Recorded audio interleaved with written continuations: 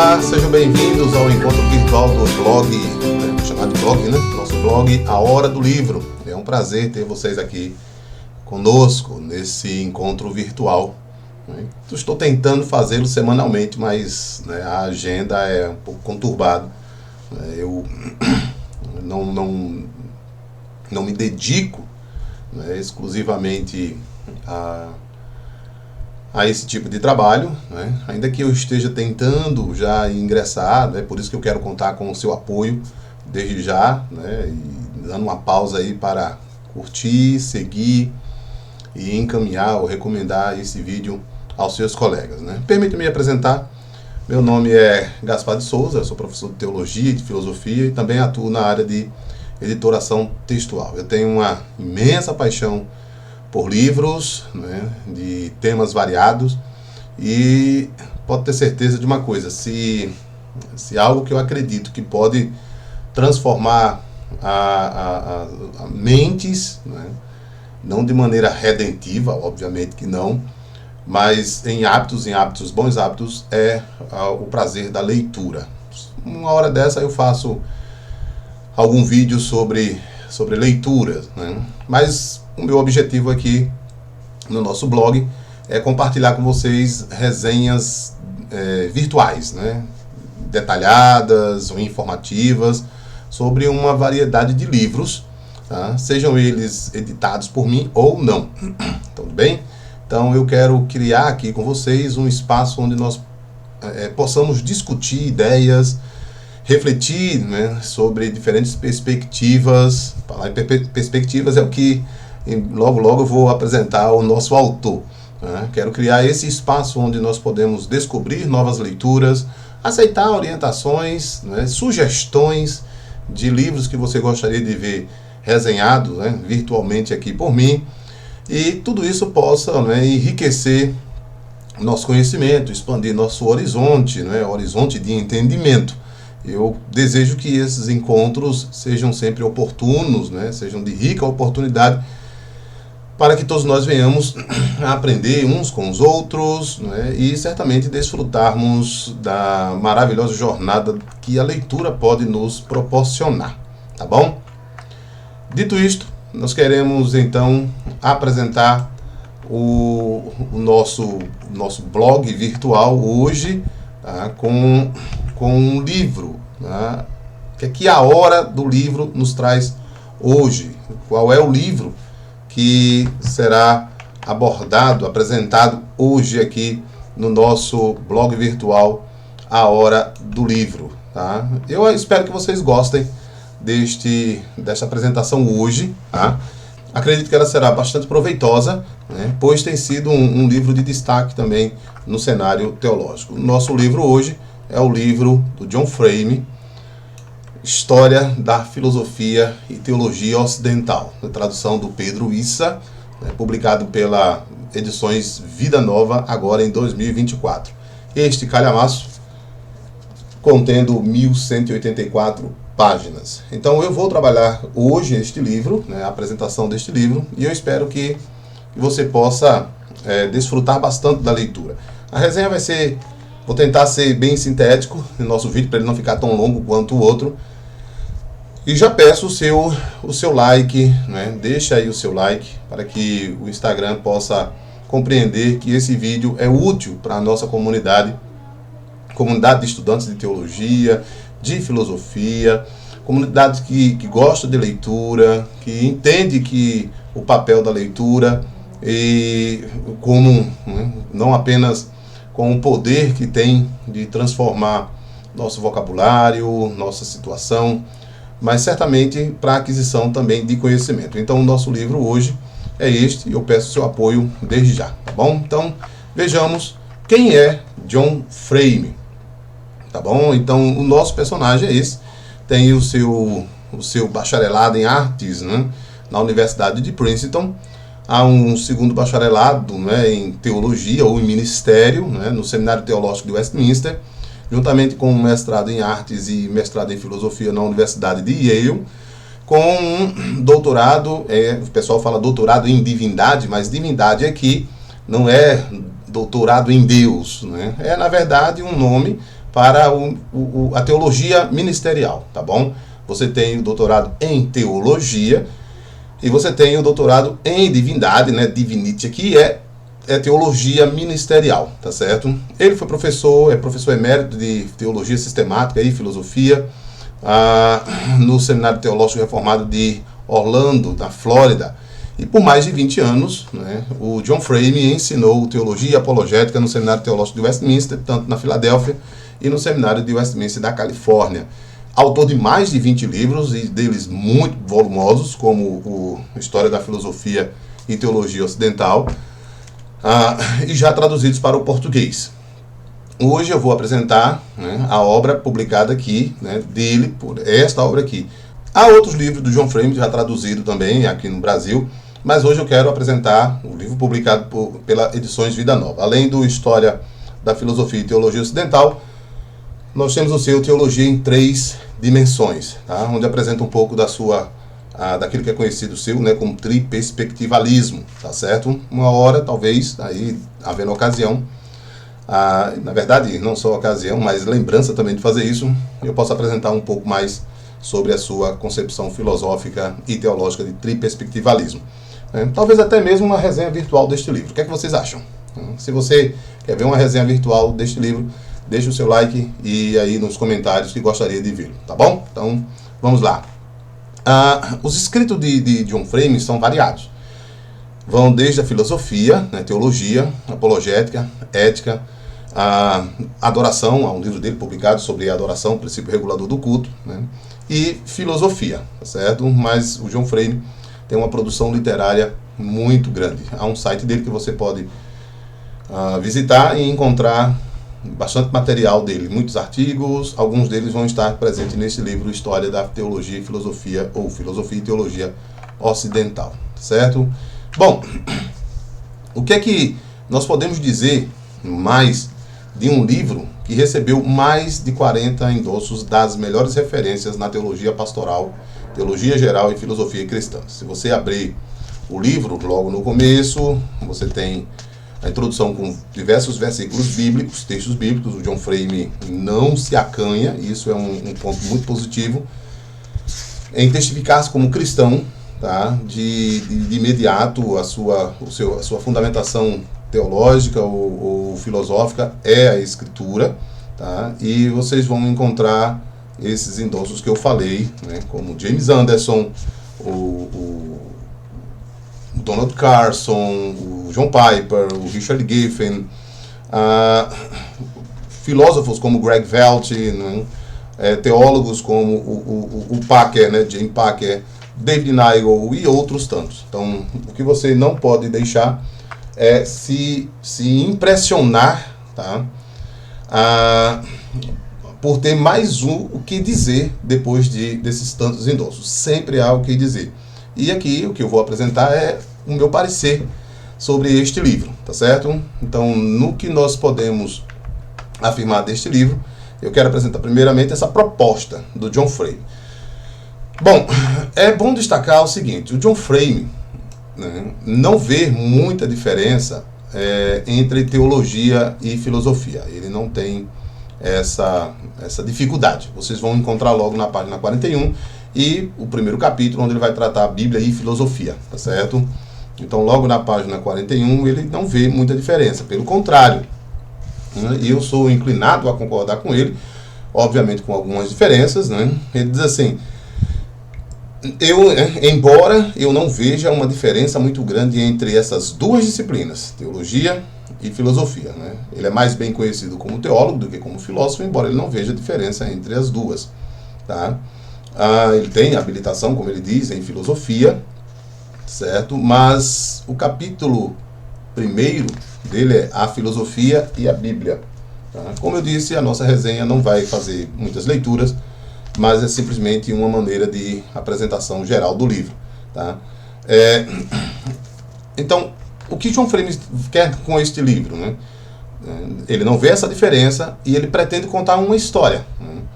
Veja, geralmente entende-se que a compreensão da divisão da história da filosofia foi elaborada por Georg Hegel, tá? Mas, em geral, os livros de história da filosofia fazem isso mesmo, eles contam uma história. E o que John Frame está fazendo é uma história filosófica, né? A vantagem disso é que você vai contar uma história, e ele vai fazer isso com maestria, pelo menos dentro daquilo que de geral se propõe o livro, mas é contar uma história filosófica, tá bom? Essa história de John Frame, ela é analisada e avaliada toda de um ponto de vista cristão. Esse é um ponto de destaque para a obra de John Frame. Você não vai encontrar surpresas. Não?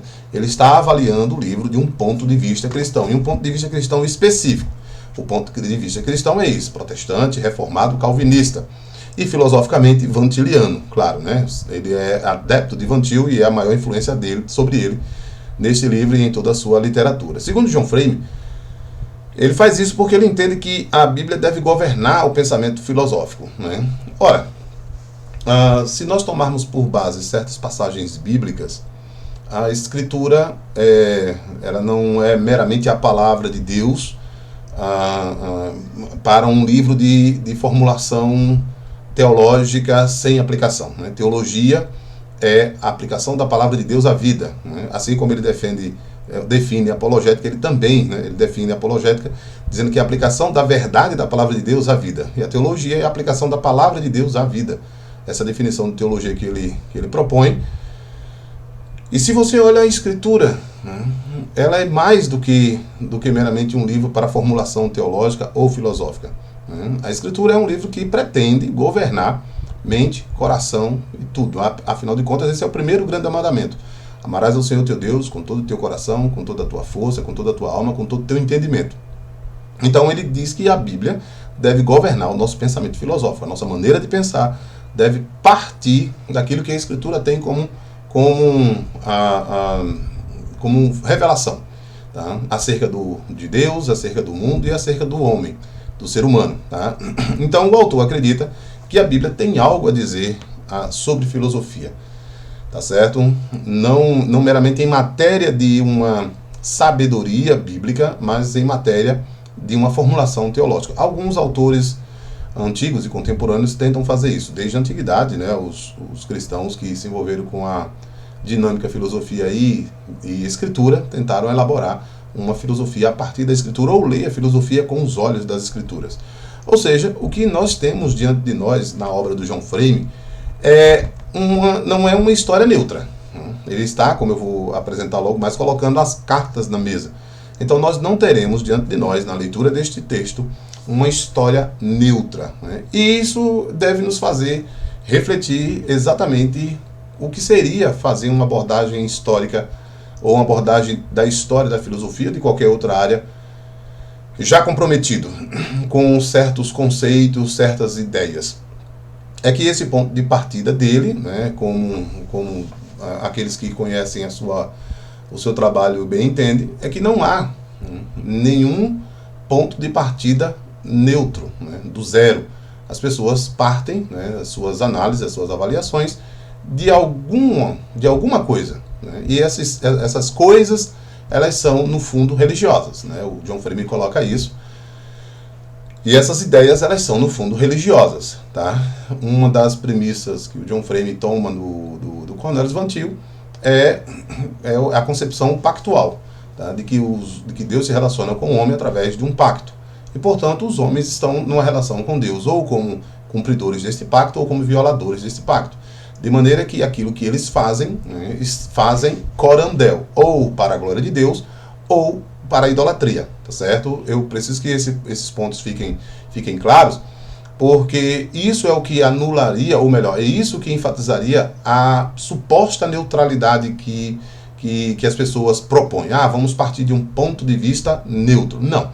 As pessoas partem de concepções metafísicas, de concepções epistemológicas, de concepções éticas, de concepções teológicas, se há Deus, se não há, se o mundo é governado por sua providência ou não. Então as pessoas não partem, tá, do vazio, elas partem disso. Então o que o John Frame está dizendo é que nós não vamos ter no seu texto uma história neutra, ela vai ser avaliada, analisada a partir de um ponto de vista. A interpretação que o Frame faz da história, da filosofia e da teologia segue, por outro lado, um consenso interpretativo. Isso quer dizer que o John Frame não vai se afastar daquilo que que os intérpretes, digamos assim, dos filósofos ou dos teólogos, ou eles mesmos disseram, tá certo? Isso, claro, né, você tem que levar em consideração que é um consenso interpretativo. Não se está aqui, portanto, ele não se propõe a avaliar a heterodoxia das interpretações filosóficas ou teológicas. Não, ele segue o consenso. Como é que foi lido Platão, como é que é lido Anselmo, como a Schleiermacher é lido, como é que Karl Barth é lido, qual é o consenso, né? Então, nesse sentido, ele não é um desconstrucionista, ele não vai fazer uma análise, digamos assim, crítica, né? Crítica que eu quero dizer aqui, daquelas análises hoje que desconstroem, tá? Que optam pelo dissenso, né? Não, ele segue o consenso interpretativo, porém, ele vai fazer uma análise, né, a partir de um ponto de vista cristão. Então, o objetivo dele é expor a realidade de que a história da filosofia não é nada mais, nada menos do que uma guerra espiritual na vida intelectual. Dito isso, vale a pena ler o subtítulo da obra, que não está estampada no texto, tá? Não está estampado na capa. Se vocês abrem o livro com o título da obra, é História da Filosofia. Deixa eu localizar aqui, eu tinha marcado certinho, né? Aqui, História da Filosofia e Teologia Ocidental, Batalha Espiritual na Vida da Mente, tá? Na vida da mente, batalha espiritual na vida da mente. Isso faz jus àquilo que o John Frame aceita, né, como cristão, de que há uma batalha pela mente, né? Tomando por base aquilo que o apóstolo Paulo diz na sua segunda carta aos Coríntios, no capítulo 10, versículo 4 e 5, há uma batalha pela mente. Então, né, o que ele quer expor é que há essa batalha desde o começo. Ela é uma batalha religiosa, tá certo? Uma batalha religiosa. Isso se encontra logo no primeiro capítulo, a filosofia e a Bíblia, tá certo? Quais são as cartas na mesa que John Frame coloca? O que é que torna essa obra diferente? Eu penso que é exatamente isso. Eu já li algumas obras de história da filosofia e às vezes me falta isso, né? Me falta essa carta da mesa que os autores precisam colocar. Olha, eu vou fazer essa leitura a partir de uma concepção ou de uma leitura, eu vou apresentar essa história da filosofia a partir de uma leitura marxista. Eu vou apresentar a partir de uma leitura crítica, eu vou a partir de uma leitura religiosa. Tá? Então, assim, o John Frame está desde o começo colocando as cartas na mesa. O que torna essa obra diferente, eu destaquei esses 4 pontos e em seguida mais outros 4 pontos. Primeiro, a sua perspectiva cristã é patente. Ele vai dizer isso claramente. E ela não é meramente a perspectiva cristã geral. É uma perspectiva cristã particular. Né? A perspectiva cristã protestante, calvinista e, se quiser ainda mais, dizendo, né, dentro da tradição calvinista, vantiliana. Ou seja, a partir do modo que Cornelius Van Til faz teologia, tá? O livro pode ser compreendido como uma longa apologética, portanto. Se ela é uma batalha pela mente, John Frame vai defender a tradição cristã, tá certo? Ele faz isso da tradição cristã em geral, mas ele está preocupado com a tradição reformada, tá? Então, os leitores da tradição reformada se beneficiarão bastante disso, porque terão aqui, como vou apresentar mais adiante, uma compreensão das obras, né, ou do pensamento de Van Til através dos olhos de John Frame. Se você não leu Van Til diretamente, você vai ler através de John Frame. Eu sugiro que leia diretamente. Tem lá suas dificuldades, mas é melhor que você leia diretamente o autor. Mas tudo bem. Então, isso quer dizer que o livro de John Frame, História da Filosofia e Teologia Ocidental, ainda que ele apresente os conceitos, como a gente vai ver, as ideias dos filósofos, ele vai fazer, de fato, uma apologética, tá certo? É uma história da filosofia e da teologia compreendida como apologética, tá? Ele quer, de certo modo, mostrar como o cristianismo é rival de outros ismos. Há um livro de John Frame que ele diz isso. O cristianismo, como uma filosofia, ele é rival de outros ismos. Ele é rival do platonismo, ele é rival do aristotelismo, ele é rival do tomismo, ele é rival, né? Assim, compreendido a perspectiva do John Frame. Eu não estou, nesse momento, aqui interessado nas divergências entre o cristianismo e os outros ismos. Mas é que, na compreensão de John Frame, o cristianismo é, na verdade, um rival dos outros ismos.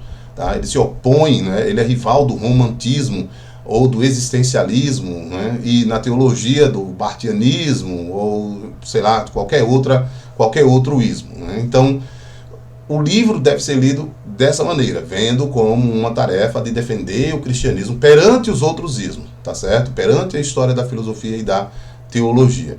O autor lida, portanto, com a filosofia e a teologia em um único volume, como duas disciplinas profundamente interdependentes, ainda que sejam distintas.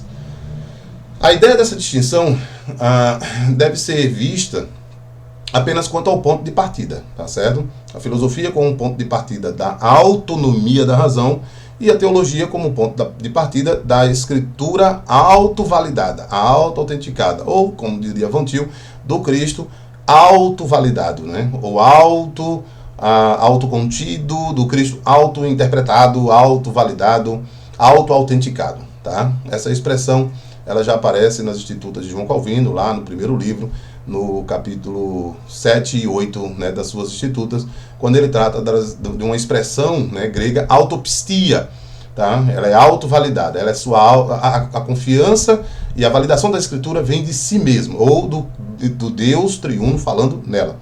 Então, como filosofia e teologia são idênticas, elas procuram responder aos mesmos questionamentos, elas tratam de questões sobre metafísica, natureza humana, natureza do real, e outras questões, né? Natureza do conhecimento, do comportamento. Então, mas elas têm pontos de partidas distintos, tá certo? Eu não vou entrar nesse detalhe, mas apenas para que você possa entender por que ele trata num único volume. Porque para ele, elas não são tão distintas assim, né? Elas são interdependentes, elas se relacionam, tá? Então elas podem ser analisadas de maneira conjuntas. Então o livro se concentra, por fim, né, o livro se concentra num período específico, moderno e contemporâneo, que ele vai chamar de moderno em geral. Mas se na estrutura que nós vamos ver do livro, tá, as sessões sobre filosofia antiga e medieval, elas são mais curtas, tá certo? Mas os capítulos maiores, né, a seção ou as sessões mais longas, encontram-se na filosofia moderna e contemporânea. A razão de Frame fazer essa abordagem, ele revela na página 43. Ele diz assim: ele se concentra mais do que os outros livros do gênero no período moderno, porque quero preparar os alunos para a guerra espiritual que existe em seu próprio tempo, sem, contudo, negligenciar o histórico dessa batalha nos períodos anteriores. Então, os capítulos 5 a 8 tratam do pensamento moderno e os capítulos 9 a 13 dos séculos 20 a 21. Então, ele se concentra um pouco mais nesses dois períodos, né? Ele chama de moderno, mas na divisão né, filosofia moderna e contemporânea. Tudo bem? Espero que esteja gostando, espero que esteja sendo compreensível. Se há alguma coisa que você não compreendeu, deixa aí nos comentários, tá certo? Eu ficarei feliz em responder, em interagir com você, tá certo? E já aproveita, clica aí no botãozinho, né, no sininho, para ficar por dentro das novas postagens, né? Deixa o seu like, é muito importante que você curta, siga, indique o canal, tá certo? Para que outras pessoas possam também participar. E claro, a gente formar um conjunto aí e expandir o nosso blog virtual, nosso blog de resenha virtual, A Hora do Livro. Tudo bem? Então vejamos mais um pouco acerca da obra do John Frame. Como a obra está estruturada, né? Veja, o Greg Velch diz nos seus endossos o seguinte: embora seja impossível oferecer em um volume, mesmo desse tamanho, uma exposição e avaliação de cada pensador, de vulto, né, de peso, de relevância, da história intelectual, as sínteses detalhadas e as análises incisivas de Frame inspiram a imaginação, de forma contínua, a considerar o que seria uma alternativa cristã genuína ao pensador em questão. Lembra quando eu falei lá para vocês? Aquilo que a teologia e a filosofia apresentam como semelhantes, né, como ponto de partida distintos, mas tentando responder aos mesmos questionamentos. Além de que o cristianismo faz frente a outros ismos, né, aqueles ismos que são seus rivais.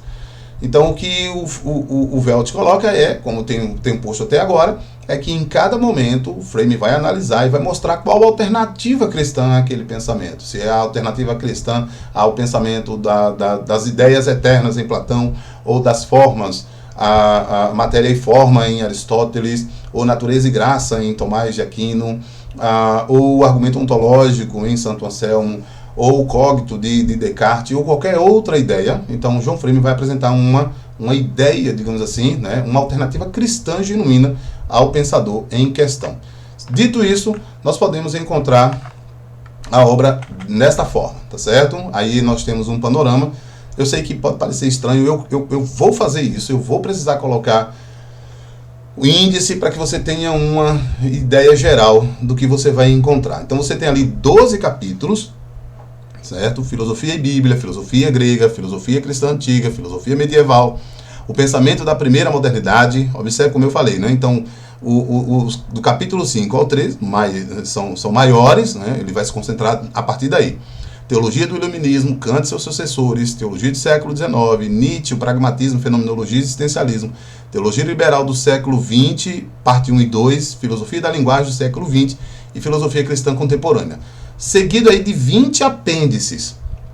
Esses apêndices são diferenciados, né? É óbvio que, assim, parece não, é muita coisa. Mas eles são artigos do Frame, né, que você pode encontrar no site dele lá, né, frame-poifres, né, ou resenhas de livros que o Frame já fez. Então vocês têm aí os apêndices, né, sobre... ali ficou duplicado, tá certo, gente? Aqui no nosso, né, apêndice certeza, e depois embaixo foi uma duplicaçãozinha, né, mas relevem isso. Então, do apêndice A a E, depois do F a T, tá certo? Então você tem artigos, determinismo, acaso, liberdade, argumento ontológico, argumentos transcendentais e resenhas. Resenha do livro Legado do Positivismo Lógico, novos artigos ou novas dissertações ou novos ensaios sobre linguagem religiosa, a resenha do livro do Paul Van Buren, né? E outros aí que vocês podem encontrar. Esse do Paul Helm Believe Policies é muito bacana, trata sobre formação de crenças, é bacana mesmo. E outros, né? O que tem diferente aqui é um glossário que você vai encontrar aí no final do livro, tá? Um longo glossário, um vocabulário, né? Um léxico, digamos assim, tá? Um quadro, né, com momentos decisivos na história da filosofia e da teologia, tá certo? Bastante bacana também, para que você possa ter aí um panorama dessa história. E uma bibliografia anotada de textos filosóficos, é uma bibliografia comentada que o John Frame apresenta ali, né? Você pode ler o comentário que ele faz sobre aquela bibliografia e começar por ela, tá certo? E isso me leva ao esboço, digamos assim, de cada livro, de cada texto, tá certo? Digamos assim, um esquema pedagógico que o John Frame apresenta. O que é que você vai encontrar? Todas as vezes que você chegar num capítulo, você vai ter uma breve introdução, não tem lá o nome introdução, mas é uma introdução, certo? Do que vai ser encontrado naquele capítulo. Seguido de um esboço contínuo, né? O que é um esboço contínuo, Gaspar? Um esboço contínuo é os subtópicos daquele capítulo, tá? Então, se o capítulo é de filosofia antiga, então você vai encontrar dos pré-socráticos e o depois dividido, né, com uma tarjinha para marcar, para divisão, porque só assim você não se perde na leitura de cada pré-socrático. Depois do período antropológico, do período sistemático, você vai encontrar essa divisãozinha, tá certo? Que é chamada de esboço contínuo. Uma conclusão breve daquele capítulo, seguido de palavras-chave, né, que foram utilizadas naquele capítulo, de um guia de estudo. Esse guia de estudo é bacana porque serve muito para professores, para professores de escola dominical ou professores de seminário, com perguntas, tá, que podem ser utilizadas aí para testar, digamos assim, o seu conhecimento daquele capítulo, né. Uma bibliografia do capítulo, aquilo que foi usado no capítulo, uma seção que ele chama de Leia Você Mesmo, que são fontes primárias, e algumas citações célebres de pensadores citados ali naquele capítulo, tá bom? Talvez de outros também, eu não pude examinar cada citação, mas aqui e acolá você vai encontrar, né, o principal, referências, citações naquele capítulo, e depois talvez aí, como tem salvo engano, no último capítulo, capítulo 13, citações de autores, né, sobre aquele tema, naquele capítulo, tudo bem? Então, essa estruturação do capítulo ajuda bastante a você não se perder na sua leitura, tá bom? Bom, o que é que nós podemos esperar de uma obra como esta? Eu acho que essa é a parte que você espera, né, dizer assim, o que é que eu posso, né, por que eu devo ter essa obra? Aí eu quero apresentar esses quatro pontos, 4 razões. Primeiro, a inclusão de teólogos como fundamental para que o estudante ou pastor possa ver como a filosofia influenciou a teologia. Em geral, eu vou deixar aqui o meu vídeo para que você veja. Em geral, o estudante de teologia, ele pensa assim: a história da igreja está aqui, num lado, e a história do mundo, do pensamento, do outro, como se elas não se relacionassem. Tá bom? É uma pena que os estudos filosóficos, né, e eu encontro essa dificuldade quando eu, como professor de teologia, eu já vi isso, presenciei isso. Os estudos filosóficos não são tão valorizados, tá certo? Então, o que acontece é que o estudante ele não consegue perceber que talvez aquela filosofia, ou melhor, aquela teologia que está sendo estudada, ela tenha como um pano de fundo alguma concepção, alguma ideia, né, filosófica da época que estava ali. Há um livro que eu posso citar aqui, sem nenhum problema, Diógenes Allen, né, Filosofia para Entender Teologia. Tá? Vai esclarecer bastante. Então, a inclusão dos teólogos aqui nessa obra, tá? Na obra de filosofia, de história da filosofia, vai ser fundamental para que você veja como a filosofia influenciou aquela teologia, tá certo? Se você está estudando teologia contemporânea, por exemplo, é como falar hoje, o liberalismo. Bom, é bem complexo o que seria o liberalismo, né? Desde as suas origens, lá no século XIX, tá? Até o seu desenvolvimento, desdobramentos, depois especificamente da controvérsia fundamentalista modernista no século XX, né? Especificamente ali, salvo engano, 1912 em diante, tá? O que é que está por trás do liberalismo? Quais eram as filosofias? Né? Vamos pegar da própria reforma protestante. Né? Quais eram as ideias filosóficas vivenciadas? Há um detalhe, né, que poderia servir como ponto negativo, digamos assim, das obras que tratam de teologia, que não é bem esse caso aqui. Elas deixam de falar quais são as concepções filosóficas e, às vezes, quando elas falam de maneira muito superficial, muito vaga sobre a filosofia daqueles autores, tá bom? Mas isso aqui é fundamental. Você vai encontrar o seguinte: o teólogo que eu gosto, o teólogo com quem eu tenho uma certa estima, ou que é o teólogo por trás da minha tradição cristã, né? Ele tinha, né, na sua época, essa concepção filosófica, é a presença dessas filosofias, ou majoritariamente de alguma filosofia. Então, isso vai fazer com que você, né, possa compreender como os pensamentos filosóficos influenciaram aquela perspectiva teológica, certo? Segundo, a brevidade da exposição de cada tópico, cada assunto, permite ao estudante principiante na história da filosofia e da teologia ter uma visão panorâmica mais ampla das principais ideias filosóficas. Bom, é o suficiente, né, naquele momento, para que você possa ver, como estudante principiante, no caso, né, obviamente, se alguém com uma formação acadêmica já sólida, né, obviamente vai encontrar, né, assim, a brevidade ali, né, isso mesmo, breve demais, né, mas não é, o John Frame não se propõe a elaborar uma obra em vários volumes, né? Ele quer que essa brevidade conduza a você, o estudante principiante em especial, tanto na história da filosofia, né? A gente sabe que nos seminários quase não se estuda a história da filosofia, e quando se estuda um semestre, filosofia, introdução à filosofia. Na formação teológica a gente encontra isso, tá certo? Não é difícil da gente ver aqui os programas mostrar que introdução à filosofia, né, ali é no primeiro semestre, né, no primeiro período. Então, assim, é muito por alto. Mas você vai ter aqui, tá, na história da filosofia e da teologia, uma visão panorâmica, ainda que ampla, das principais ideias filosóficas e, claro, teológicas, certo? Um outro ponto A escrita do Frame é leve, né? Ela é estética, ela é dialógica, né? Ela é fácil de ler, ainda que ele seja acadêmico. E isso faz com que removam-se obstáculos com jargões e rebuscamentos. Tá? Olha, a pior coisa é ler uma obra em que, obviamente, certos escritores contemplam o seu público. Tá? Se um filósofo ou um teólogo está escrevendo um livro voltado para um público acadêmico, o seu linguajar espera-se seja acadêmico. Ele não vai ficar perdendo tempo com explicações, né, que ele já supõe que o leitor entenda. O John Frame, ele evita, né, sempre que possível, aquela nomenclatura acadêmica, o jargão acadêmico. Né? Então, ele prima, digamos assim, pela clareza, tá? Pela leveza na escrita, o que ajuda você a compreender. Isso por isso que tem uma lista de palavras-chave no final, para que com essas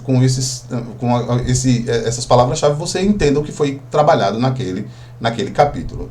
Por fim, a obra é escrita de uma perspectiva reformada vantiliana. Tá? Isso quer dizer que Cornelius Van Til é a maior influência sobre John Frame. Isso vai ajudar ao leitor, né, auxiliará ao leitor que nunca leu, né, a Van Til, né, os que nunca leram Van Til, a terem uma visão descomplicada da filosofia e da teologia de Van Til. Sabe-se que Van Til escrevia de maneira assim, hermética. Me perdoem os meus colegas vantilianos, mas a sua escrita era uma escrita pesada, né? E as razões são conhecidas. Ele era um holandês escrevendo em inglês, era da tradição idealista, tá? da filosofia, e escrevia voltado para o público do seminário, não era uma obra popular. Mas o Frame e outros fazem um trabalho bacana, né, de traduzir, digamos assim, o pensamento de Van Til para os não iniciados, tá certo? Então, ao dizer que o seu trabalho é de uma perspectiva vantiliana, o que ele está dizendo é exatamente isso, né? Não se preocupe, você já leu Van Til e tendo lido Van Til, não se preocupe. Não leu ainda? Tudo bem, pode deixar que eu traduzo para você o pensamento dele. Então, você vai encontrar uma visão descomplicada, né, da filosofia de Van Til na obra do John Frame. Né? É por isso que eu disse, como ele vai afirmar várias vezes, a obra é escrita de uma perspectiva reformada vantiliana, certo? Bom, deixe-me apresentar aqui uma opinião pessoal. Gaspar, e as outras não são opiniões pessoais? Sim, mas elas são voltadas, digamos assim, de maneira mais do próprio livro, tomando por base aquilo que o próprio livro diz. Mas aqui uma opinião pessoal de um estudante de teologia, de filosofia, com formação nas duas áreas, não é? E modéstia à parte, com uma boa formação nessas áreas. Por ensinar, eu tenho material meu pedagógico na área de História da Filosofia Medieval para uma universidade em que eu sou orientador educacional na licenciatura em Filosofia, um estudo nessas áreas. Então é uma opinião pessoal, né? Em maneira de hipótese nenhuma, isso aqui que eu vou apresentar desmerece, né? Mas eu entendo John Frame, eu uso aquele princípio que o Donald Davidson falava do princípio da caridade, e o John Frame até trabalha com esse princípio também, né? O princípio da caridade é tentar entender o autor da melhor maneira possível, como ele gostaria de ser entendido. Então, nesse sentido, eu senti falta das obras do Richard Miller e do William Van Asselt, quando o Frame lida com a relação filosofia medieval e protestantismo, e ainda mais quando ele lida com o escolasticismo protestante, a quem Frame diz que era mais acadêmica, com o fim de ser mais respeitável para a academia, né? Bom, o que isso quer dizer? Que quando eu li a seção, né, a seção de protestantismo, filosofia medieval, relação filosofia medieval e protestantismo, especialmente o escolasticismo protestante, tá? Eu senti falta dessa articulação do Frame, né, do Richard Miller, que é especialista no protestantismo, né, e o William Van Asselt no protestantismo ou na pós-reforma, né, eu senti falta, né? Então essa opinião do John Frame, né, como eu disse, ela pode ser a opinião do consenso, Lembra lá na abertura? Eu trago essa opinião pessoal, tendo por base aquilo. João Frame segue um consenso. E o consenso é que seria, né, digamos assim, né, a interpretação consensual acerca da tradição pós-reformada, né, seria mais acadêmica. Tá? Eu não sei, né, ao certo, digamos assim, se as obras como as Institutas de João Calvino não possam ser consideradas acadêmicas, ainda que o gênero da Instituta não seja um gênero acadêmico. Né? Digamos assim, um manual de piedade. Né? Mas se você também quer comparar, por exemplo, as Institutas, dizer, mas é porque João Calvino era um pastor. Tudo bem, mas ele era um acadêmico. Tá? Sua formação humanista não deixa dúvida disso. A influência de Cícero, né, no seu Comentários da Natureza, nos comentários de Calvino, ao conhecimento de Calvino acerca de Platão, lá no livro 2, acerca da composição do homem, né, da alma, está lá, né, vem de Fédon, por exemplo. Então, mas ele era um pastor também.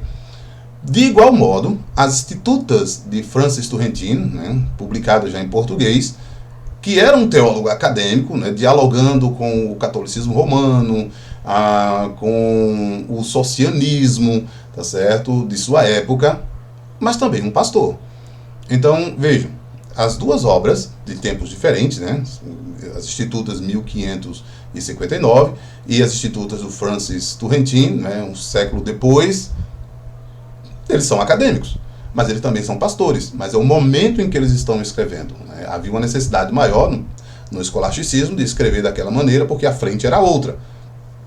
E o alvo também, tudo bem?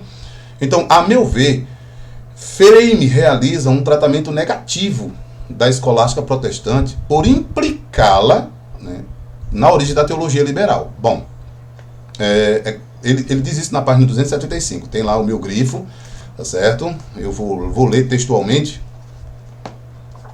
para esse esclarecimento. 275.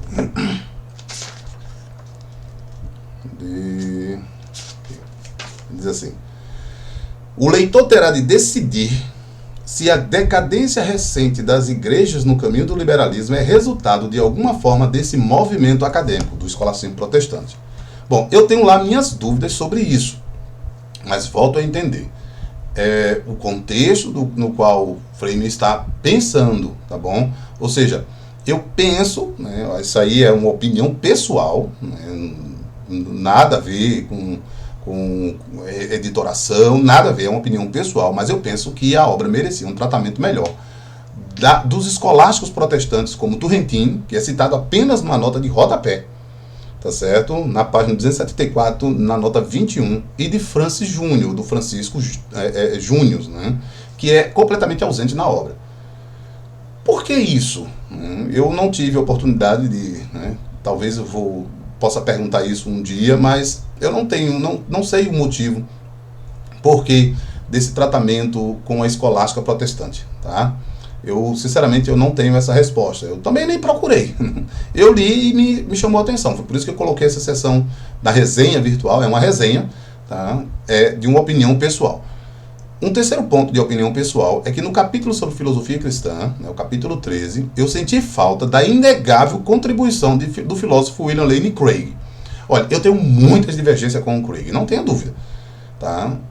Mas ele é apenas citado nas páginas 12, na nota 24, né, lá numa notinha, na página 735, nessas páginas que são citadas aí. Sem dúvida, as obras do Craig, nas mais diversas áreas da filosofia e da apologética, são inegáveis e inestimáveis, tá bom? Vejam só a minha posição. Eu não sou adepto da filosofia, da teologia do William Craig, não sou. Mas eu não posso negar a sua contribuição, né, fundamental para a propagação do cristianismo como um todo, tá, no cenário atual. Tá? Eu corro o risco de ser injusto, né, mas a dimensão da obra do Craig, né, especialmente contra o neo-ateísmo, merecia uma sessão inteira, tá certo, da parte do Frame sobre o filósofo cristão William Lane Craig.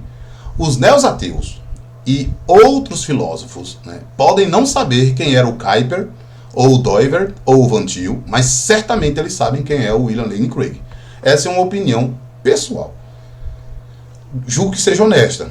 ainda que eu tenha, né, seja um protestante, calvinista, né, adepto da concepção filosófica do Cornelius Van Til, ainda que conheça alguns outros filósofos citados ali como filósofos cristãos, ele cita o Plantinga, ele cita o Paul Helm, ele cita outros filósofos, mas essa ausência acerca do... Ele cita o Frame, o Craig, que eu falei ali, né?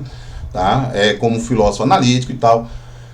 Mas eu senti uma ausência, merecia uma sessão inteira pela contribuição que o Craig tem feito. Poderia ser uma sessão até crítica, como ele fez em outras ocasiões, como ele fez com o Dover, como ele fez com o Kuyper, como ele fez com o Anselmo, como ele fez com outros autores. Mas ele merecia sim, tá bom? O Craig, inegavelmente, é o filósofo cristão de maior relevância, juntamente ao lado de Plantinga, do Alston, do Wolfstoff, do Taliaferro e outros tanto, tá bom? Mas faltou, né? Isso aí, bom, talvez numa segunda edição ele faça isso. E uma opinião pessoal também são as referências da internet. O Frame tem muitas, ele coloca no prefácio que fez uma consulta em todas as citações, em que, né, ele usa como material, digamos assim, complementar, né, onde você pode encontrar citações no Wikiquotes, né, ou na Wikipedia, ou em outra área, mas a gente sabe que fontes em internet são muito passageiras. Elas aparecem hoje, passam um tempo, depois somem, tá bom? Então, é uma opinião pessoal de que as referências à internet, ainda que possam contribuir, elas podem, com o passar do tempo, se perderem, né? Por exemplo, se você faz uma referência na Wikipedia, que é aberta a todo mundo pode editar, corre o risco de que as informações ali possam não ser tão seguras. Então, o meu conselho, vão para as fontes primárias que o Frame cita. Se dirijam a elas. Ele vai referenciar as obras que vocês devem consultar. Por exemplo, quando ele fala do Wittgenstein, ele diz, olha, é uma obra difícil, tem que lidar com o Tratatus, né, o Tratactus. Mas, né, você pode começar por ela. Quando ele fala do Ayer, né, ele fala do positivismo lógico, né, de verdade, do positivismo lógico, um livro do Ayer. E outros autores, ele sempre vai dar essa referência primária que você pode consultar a esses textos. Tudo bem?